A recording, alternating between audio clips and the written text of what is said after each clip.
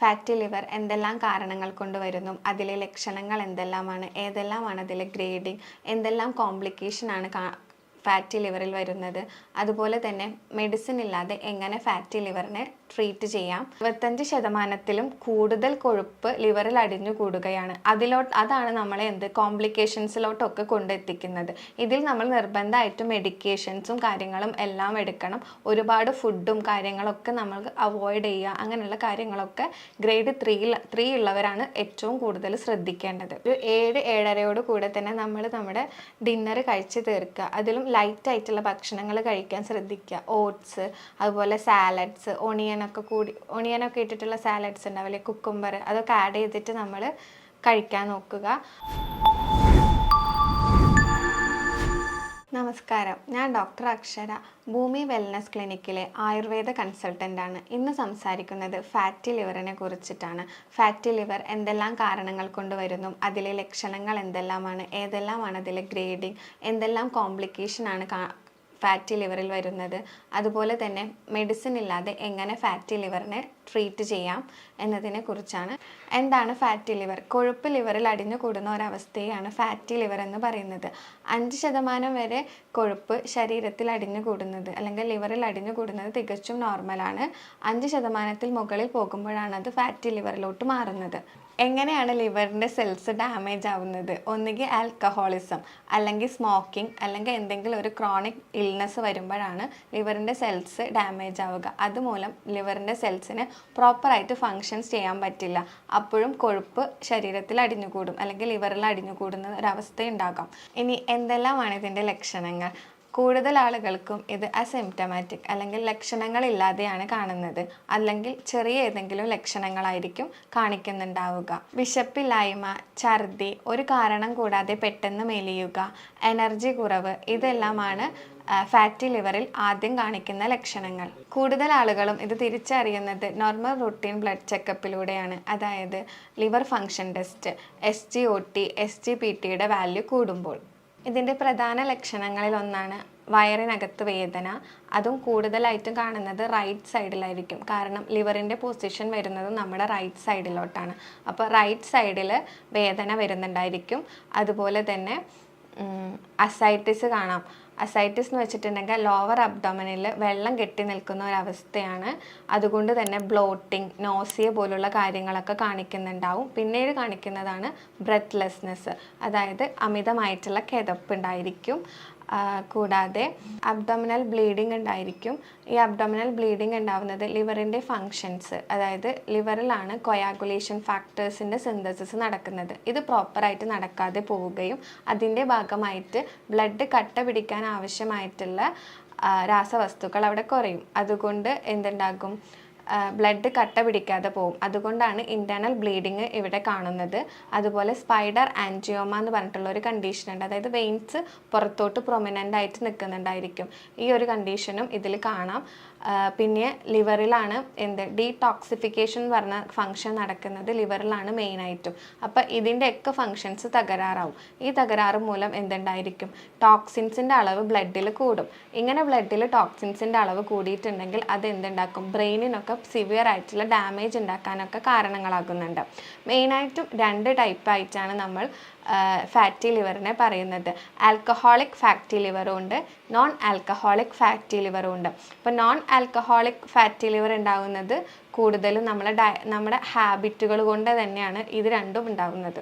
ആ പേരിൽ തന്നെ ഉണ്ട് ആൽക്കഹോളിക് ഫാറ്റി ലിവർ എന്ന് പറയുമ്പോൾ കൂടുതലായിട്ടും നമ്മൾ ആൽക്കഹോൾ, സ്മോക്കിംഗ് അങ്ങനെയുള്ള കാര്യങ്ങൾ കൊണ്ടാണ് വരുന്നത്.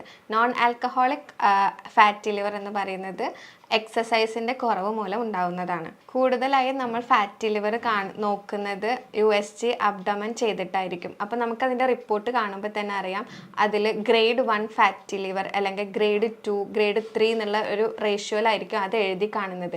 ഗ്രേഡ് 1 ഫാറ്റി ലിവർ എന്ന് വെച്ചിട്ടുണ്ടെങ്കിൽ 5% മുതൽ 33% വരെയുള്ള കൊഴുപ്പ് ലിവറിൽ അടിഞ്ഞു കൂടുമ്പോഴാണ് അത് ഗ്രേഡ് 1 ഫാറ്റി ലിവറായിട്ട് നമ്മൾ കണക്കാക്കുന്നത്. ഇത് നമുക്ക് മെഡിസിൻ ഇല്ലാതെ തന്നെ ട്രീറ്റ് ചെയ്യാൻ പറ്റും. ചെറിയ കുറച്ച് എക്സസൈസ് അതുപോലെ ഡയറ്റ് ഇങ്ങനെയുള്ള കാര്യങ്ങൾ ശ്രദ്ധിച്ചാൽ തന്നെ നമുക്കത് പൂർണ്ണമായിട്ട് നീക്കം ചെയ്യാൻ സാധിക്കും. പിന്നീട് കാണിക്കുന്നതാണ് ഗ്രേഡ് 2 ലെവൽ, അതായത് 34% മുതൽ 65% വരെ കൊഴുപ്പ് ലിവറിൽ എത്തുമ്പോഴാണ് ഗ്രേഡ് 2 എന്ന അവസ്ഥയിലേക്ക് മാറുന്നത്. ഇതിനെ നമുക്ക് അതുപോലെ തന്നെ ഡയറ്റും മെഡിക്കേഷൻ എന്ന കാര്യങ്ങൾ കൊണ്ടൊക്കെ നമുക്ക് മാറ്റിയെടുക്കാൻ പറ്റും. ഗ്രേഡ് 2 നല്ല വേഴ്സൺ ആയിട്ടില്ല എന്നുണ്ടെങ്കിൽ നമുക്ക് മെഡിക്കേഷൻ ഇല്ലാതെ നല്ല സ്ട്രിക്റ്റ് ആയിട്ടുള്ള ഒരു ഡയറ്റും അതുപോലെ തന്നെ ശരീരം നല്ല വിയർത്തിട്ടുള്ള എക്സസൈസുകൾ അങ്ങനെയുള്ള കാര്യങ്ങൾ ചെയ്താൽ തന്നെ നമുക്ക് ഗ്രേഡ് 2 പൂർണ്ണമായും നീക്കം ചെയ്യാം.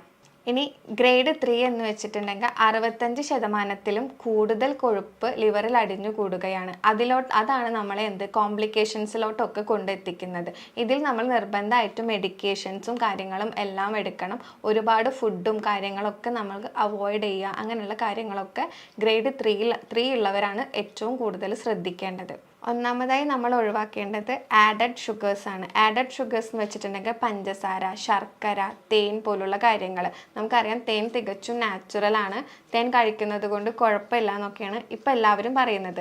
തേൻ കഴിക്കുന്നത് കൊണ്ട് യാതൊരുവിധ പ്രശ്നങ്ങളും ഇല്ല. കാരണം തികച്ചും നാച്ചുറൽ ആയതുകൊണ്ട് നമുക്കത് എടുക്കാം. പക്ഷേ ഇന്ന് കിട്ടുന്ന തേനിൽ കൂടുതലും ആർട്ടിഫിഷ്യൽ ആയിട്ടായിരിക്കും. അതിലെന്തെങ്കിലും ആർട്ടിഫിഷ്യൽ ആയിട്ടുള്ള എന്തെങ്കിലും ആഡ് ചെയ്തിട്ടുണ്ടായിരിക്കും. നാച്ചുറൽ ആയിട്ടുള്ളതെല്ലാം നമുക്ക് കിട്ടുന്നത്. അപ്പം നാച്ചുറൽ ആയിട്ട് കിട്ടുന്നതാണെന്ന് ഉറപ്പുണ്ടെങ്കിൽ നമുക്കത് എടുക്കുന്നത് കൊണ്ട് പ്രശ്നമില്ല. പിന്നീട് പറഞ്ഞത് ട്രാൻസ് ഫാക്റ്റുകളുടെ ഉപയോഗം നമ്മൾ കുറയ്ക്കണം എന്നാണ്. എന്താണ് ട്രാൻസ് ഫാക്റ്റ് എന്ന് വെച്ചിട്ടുണ്ടെങ്കിൽ ഈ ജങ്ക് ഫുഡ് അതുപോലെ നമ്മൾ ഈ പൊരിച്ച ഭക്ഷണങ്ങൾ ഇതിലൊക്കെ ഉണ്ടാകുന്ന ഫാറ്റിനെയാണ് നമ്മൾ ട്രാൻസ് ഫാക്റ്റ് എന്ന് പറയുന്നത്. അത് നമ്മൾ പൂർണ്ണമായിട്ടും ഒഴിവാക്കണം. നല്ല ഫാറ്റുകൾ ചെറിയ രീതിക്ക് എടുക്കുന്നത് കൊണ്ട് നമുക്ക് വലിയ പ്രശ്നങ്ങൾ ഉണ്ടാവില്ല. അതായത് അൺസാച്ചുറേറ്റഡ് ആയിട്ടുള്ള അൺസാച്ചുറേറ്റഡ് ഫാറ്റ് എന്ന് വെച്ചിട്ടുണ്ടെങ്കിൽ നമ്മുടെ ഈ നട്ട്സ്, സീഡ്സ് അതിൽ നിന്നൊക്കെ നമ്മൾ എടുക്കുന്ന ഓയിലുകളില്ലേ, അതിൽ നിന്ന് കിട്ടുന്ന എണ്ണ അത് നമുക്ക് ചെറിയ രീതി, അത് നല്ല കൊളസ്ട്രോൾ നമ്മുടെ ശരീരത്തിന് ആവശ്യമാണ്. അത് എടുക്കുന്നത് കൊണ്ട് കുഴപ്പമില്ല. ചെറിയ അളവിൽ, അതും ഒരു ഡോക്ടറുടെ നിർദ്ദേശപ്രകാരം കഴിക്കുകയാണെങ്കിൽ അത്രയും ബെറ്റർ ആയിരിക്കും.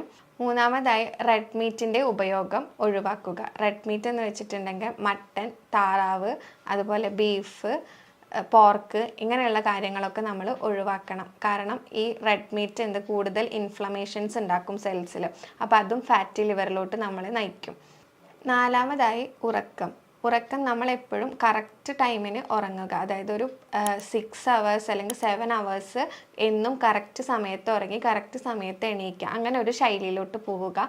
അതുപോലെ പകലുറക്കം പൂർണ്ണമായിട്ടും ഒഴിവാക്കുക. ഇപ്പം നമ്മളെ കൂടുതൽ ആൾക്കാരും ഉച്ചയ്ക്ക് ശേഷം ഉറങ്ങുന്നവരാണ്. അപ്പം അങ്ങനെയുള്ള ഉച്ച ഉറക്കം, പകലുറക്കം ഇതെല്ലാം നമുക്ക് ഒഴിവാക്കേണ്ടതാണ്. നാലാമതായി നമ്മൾ ഒഴിവാക്കേണ്ടത് പുകവലി, മദ്യപാനം, സോഫ്റ്റ് ഡ്രിങ്ക്സ് ഇല്ലേ, ഇപ്പോൾ പെപ്സി, കോള അങ്ങനെയുള്ള ഐറ്റംസൊക്കെ നമ്മൾ ഒഴിവാക്കേണ്ടതാണ്. അതുപോലെ ജ്യൂസ് കുടിക്കുന്നവരായിരിക്കും. ഫ്രഷ് ജ്യൂസ് ആണെങ്കിൽ പോലും ഫ്രഷ് ജ്യൂസിൽ ഫൈബറിൻ്റെ അളവ് കുറവായിരിക്കും. അതുപോലെ തന്നെ അതിലപ്പോൾ ജ്യൂസ് ആക്കുന്ന സമയത്ത് ഫ്രക്ടോസിൻ്റെ അളവ് കൂടുന്നുണ്ട്. അപ്പോൾ ഈ കണ്ടീഷനിൽ നമ്മൾ ജ്യൂസ് മാക്സിമം അവോയ്ഡ് ചെയ്തിട്ട് ഫ്രഷ് ഫ്രൂട്ട്സ് കഴിക്കുക. അതും സീസണൽ ഫ്രൂട്ട്സ് കഴിക്കുന്നത് കൂടുതലാക്കുക. ഫൈബർ റിച്ച് ആയിട്ടുള്ള ഭക്ഷണങ്ങളിലോട്ട് പോവുക. അടുത്തതായിട്ട് അൺസേഫ് ആയിട്ടുള്ള ലൈംഗിക ബന്ധങ്ങൾ. അതിലെങ്ങനെയെന്ന് വെച്ചിട്ടുണ്ടെങ്കിൽ ഹെപ്പറ്റൈറ്റിസ് എ, ഹെപ്പറ്റൈറ്റിസ് ബി പോലുള്ള രോഗങ്ങൾ നമുക്ക് വരാൻ സാധ്യതയുണ്ട്. അത് നമ്മുടെ ലിവറിനെ ഡാമേജ് ചെയ്യിക്കും. അപ്പോഴും നമുക്ക് ഫാറ്റി ലിവർ അല്ലെങ്കിൽ ലിവറിൽ എന്തെങ്കിലും ക്രോണിക് ഇൽനെസ് വരുമ്പോൾ ഫാറ്റി ലിവർ ഉണ്ടാവുമെന്ന് ഞാൻ പറഞ്ഞിട്ടുണ്ടായിരുന്നു. ലിവർ സെല്ലിന് ഡാമേജ് വരുമ്പോൾ. അപ്പോൾ ഈ ലിവർ സെല്ലിനെ ഡാമേജ് ആക്കാൻ വേണ്ടിയിട്ട് ഹെപ്പറ്റൈറ്റിസ് എ, ബി പോലുള്ള കണ്ടീഷൻസ് കാരണമാവുന്നുണ്ട്. ഇനി എന്തെല്ലാം ഭക്ഷണങ്ങളാണ് നമ്മളിതിൽ കഴിക്കേണ്ടത്? ധാരാളം ഇലക്കറികൾ കഴിക്കാം, പച്ചക്കറികൾ കഴിക്കാം, ഫൈബ്രിൻ കണ്ടൻറ്റ് കൂടുതലുള്ള തരത്തിലുള്ള കുക്കുംബർ, സാലഡ്സ് പോലുള്ള കാര്യങ്ങളൊക്കെ നമുക്കിതിൽ ഇൻക്ലൂഡ് ചെയ്യാം. അതുപോലെ തന്നെ ചെറുമീനുകൾ, മത്തി പോലുള്ള മീനൊക്കെ കഴിക്കുന്നതും ഇതിൽ നല്ലതായിരിക്കും. പിന്നെ പ്രോബയോട്ടിക്സ്, ആൻറ്റി ഓക്സിഡൻസ് അങ്ങനെയുള്ള ഭക്ഷണങ്ങളും നമുക്കിതിൽ ഉൾപ്പെടുത്താം. അതായത് ഇഞ്ചി, മഞ്ഞൾ, അതുപോലെ പ്രോബയോട്ടിക്സ് ആയിട്ടുള്ള തൈരൊക്കെ കഴിക്കുന്നത് നല്ലതാണ്. പിന്നെ പലർക്കും ഉള്ള സംശയമാണ് മുട്ട കഴിക്കാൻ പറ്റുമോ എന്നുള്ളത്. അപ്പോൾ മുട്ടയുടെ വൈറ്റ് നമുക്ക് എപ്പോഴും കഴിക്കാം. വീക്ക്ലി 1 or 2 ആയിട്ട് മുട്ടയുടെ മഞ്ഞ കഴിക്കുന്നതും നല്ലതാണ്.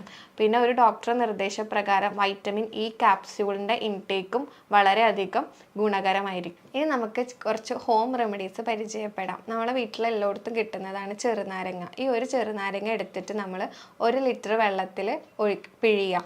എന്നിട്ട് അത് നമ്മൾ വെള്ളത്തിന് പകരമായിട്ട് നമ്മൾ മറ്റ് വെള്ളം കുടിക്കുന്നതിന് പകരം ദാഹം വരുമ്പോൾ ഈ വെള്ളം കുടിക്കുന്നത് വളരെയധികം നല്ലതായിരിക്കും. നമുക്കറിയാം നാരങ്ങയിൽ വൈറ്റമിൻ സി ധാരാളമായിട്ടുണ്ട്. അതുകൊണ്ട് തന്നെ എന്തുണ്ടാവും, ഇവിടെ ഗ്ലൂട്ടൻ്റെ സിന്തസിസ് നടക്കാൻ ഹെൽപ്ഫുൾ ആയിരിക്കും. അപ്പോൾ നമ്മുടെ കൊഴുപ്പുകൾ നീക്കം ചെയ്യാനും ഇത് വളരെയധികം സഹായിക്കും. രണ്ടാമതായിട്ട് നമുക്കറിയാം, നമ്മളെല്ലാവരും രാവിലെ നമ്മുടെ ഒരു ഡേ തുടങ്ങുന്നത് തന്നെ ഒരു ടീയിൽ നിന്ന് അല്ലെങ്കിൽ ഒരു കോഫിയിൽ നിന്നായിരിക്കും. അപ്പോൾ ഇതിൻ്റെ ഉപയോഗം നമ്മൾ പൂർണ്ണമായിട്ടും ഒഴിവാക്കേണ്ടതുണ്ട്. ടീയിലും അല്ലെങ്കിൽ കോഫിയിലൊക്കെയുള്ള ഈ കഫീൻ്റെ കണ്ടൻറ്റ് എന്ന് പറയുന്നത് നമ്മുടെ ബ്ലഡിലെ ഹീമോഗ്ലോബിനെ വലിച്ചെടുക്കുന്നതാണ്. അപ്പോൾ അത് നമുക്ക് എപ്പോഴും ഒരു ബാഡ് ആയിട്ടുള്ള ഒരു ഹാബിറ്റാണ് ഈ ടീ അല്ലെങ്കിൽ അതുപോലെ തന്നെ കോഫിയുടെ ഉപയോഗം. അപ്പോൾ അതിന് പകരമായിട്ട് നമുക്ക് കാലത്ത് എണീറ്റ പാട് തന്നെ വെറുതെ ഒരു പ്ലെയിൻ വാട്ടർ അല്ലെങ്കിൽ സാധാ വെള്ളം നമ്മൾ കുടിക്കുക. അതിൻ്റെ ശേഷം മാത്രം എപ്പോഴും നമ്മൾ ബ്രഷ് ചെയ്യുക അല്ലെങ്കിൽ മറ്റ് ആക്ടിവിറ്റീസിലേക്ക് പോവുക. അതിനോടൊപ്പം തന്നെ വ്യായാമം കഴിഞ്ഞതിന് ശേഷം നമുക്ക് വേണമെങ്കിൽ ചായക്ക് പകരമായിട്ട് ഞാനിപ്പോൾ പറയുന്ന ഈ റെമഡി നമുക്ക് യൂസ് ചെയ്യാം. കറുകപ്പട്ട പൊടിച്ചത് അതിൽ 1 ടേബിൾ സ്പൂൺ എടുത്തിട്ട് അതിൽ തന്നെ 1 ടേബിൾ സ്പൂൺ മഞ്ഞൾ എടുക്കുക. എന്നിട്ടത് വെള്ളത്തിൽ നന്നായി തിളപ്പിക്കുക. 2 ഗ്ലാസ് വെള്ളത്തിൽ തിളപ്പിച്ചിട്ട് അതിലൊരു ഗ്രീൻ ടീ ആവശ്യമുണ്ടെങ്കിൽ ഇടാം, അല്ലെങ്കിൽ ഗ്രീൻ ടീ ആഡ് ചെയ്തില്ലെങ്കിലും പ്രശ്നമില്ല. അപ്പോൾ ഗ്രീൻ ടീയുടെ വെച്ചിട്ട് നമുക്കിതൊരു ടീ പോലെ ആക്കിയിട്ട് ഇളം ചൂടോടുകൂടെ കുടിക്കാവുന്നതാണ്. മൂന്നാമതായി ഇരട്ടി മധുരം. ഇരട്ടി മധുരത്തിൻ്റെ വേരാണ് നമ്മളിവിടെ യൂസ് ചെയ്യേണ്ടത്. അത് തിളപ്പിച്ചിട്ട് നമുക്ക് വേണമെങ്കിൽ അതിൻ്റെ വെള്ളം കുടിക്കുന്നതൊക്കെ നല്ലതായിരിക്കും. ഇതിൽ ധാരാളം ആൻറ്റി ഓക്സിഡൻസ് ഉണ്ട്. അപ്പോൾ അത് ലിവറിൻ്റെ ഫങ്ഷൻസ് അല്ലെങ്കിൽ ലിവറിൻ്റെ സെൽസുകളെ നോർമലാക്കാൻ സഹായിക്കും. നല്ല രീതിക്കുള്ള വ്യായാമം, അതായത് ശരീരം നല്ല വിയർത്ത് പോകുന്ന രീതിക്കുള്ള വ്യായാമങ്ങൾ ചെയ്യുന്നതും വൈറ്റ് റൈസിൻ്റെ ഉപയോഗം പൂർണ്ണമായും കുറയ്ക്കുകയും അതുപോലെ തന്നെ റാഗി, ഓട്സ് പോലുള്ള ധാന്യങ്ങളും പയറ് വർഗ്ഗങ്ങളൊക്കെ ഇൻക്ലൂഡ് ചെയ്യുക നമ്മുടെ ഡയറ്റിൽ. ഇതൊക്കെ ചെയ്യുന്നുണ്ടെങ്കിൽ നമുക്ക് ഈ ഗ്രേഡ് 1 ഫാറ്റി ലിവർ അതുപോലെ 2ൻ്റെ ഫസ്റ്റ് സ്റ്റേജ്, അതായത് തുടങ്ങിയിട്ടുള്ളൂ ഗ്രേഡ് 2 ഫാറ്റി ലിവർ എന്നൊക്കെ ഉണ്ടെങ്കിൽ നമുക്കത് പൂർണ്ണമായിട്ട് മാറ്റി കൊണ്ടുപോകാൻ പറ്റും. അതോടൊപ്പം തന്നെ ആയുർവേദത്തിൽ ധാരാളം മെഡിക്കേഷൻസ് നമുക്ക് ഫാറ്റി ലിവറിന് വേണ്ടിയിട്ടുണ്ട്. യോഗാസ് ഉണ്ട്, യോഗാസനങ്ങളുണ്ട്, പ്രാണായാമം, മെഡിറ്റേഷൻ പോലുള്ള കാര്യങ്ങളൊക്കെ നമ്മുടെ ഫാറ്റി ലിവറിനെ കുറയ്ക്കാൻ വേണ്ടിയിട്ട് സഹായിക്കുന്നുണ്ട്. അതുപോലെ തന്നെയാണ് രാത്രി ഭക്ഷണം. ഒരു 7-7:30 കൂടെ തന്നെ നമ്മൾ നമ്മുടെ ഡിന്നർ കഴിച്ച് തീർക്കുക. അതിലും ലൈറ്റായിട്ടുള്ള ഭക്ഷണങ്ങൾ കഴിക്കാൻ ശ്രദ്ധിക്കുക. ഓട്സ്, അതുപോലെ സാലഡ്സ്, ഒണിയനൊക്കെ ഇട്ടിട്ടുള്ള സാലഡ്സ് ഉണ്ടാവില്ലേ, കുക്കുംബർ, അതൊക്കെ ആഡ് ചെയ്തിട്ട് നമ്മൾ കഴിക്കാൻ നോക്കുക. അതുപോലെ തന്നെ രാവിലെ എണീക്കുമ്പോൾ ഒരു 6 മണിക്ക് 7 മണിക്കാണ് എണീക്കുന്നതെന്നുണ്ടെങ്കിൽ അത് കഴിഞ്ഞ്, അതായത് എപ്പോഴാണോ എണീക്കുന്നത് എണീറ്റിട്ട് 1 അവർ കഴിയുമ്പോൾ അല്ലെങ്കിൽ 1 അവറിൻ്റെ ഉള്ളിൽ തന്നെ നമ്മൾ ബ്രേക്ക്ഫാസ്റ്റ് അല്ലെങ്കിൽ എന്തെങ്കിലും ഫുഡ് നമ്മൾ കഴിച്ചിരിക്കണം. ഇനി ഈ പറഞ്ഞതിൽ എന്തെങ്കിലും സംശയമോ എന്തെങ്കിലും ക്ലിയർ ആവാത്തതുണ്ടെങ്കിൽ നിങ്ങൾക്ക് താഴെ കാണുന്ന ഈ നമ്പറിൽ കോൺടാക്റ്റ് ചെയ്യാവുന്നതാണ്. അടുത്തൊരു വീഡിയോ ആയിട്ട് വീണ്ടും കാണാം. Thank you.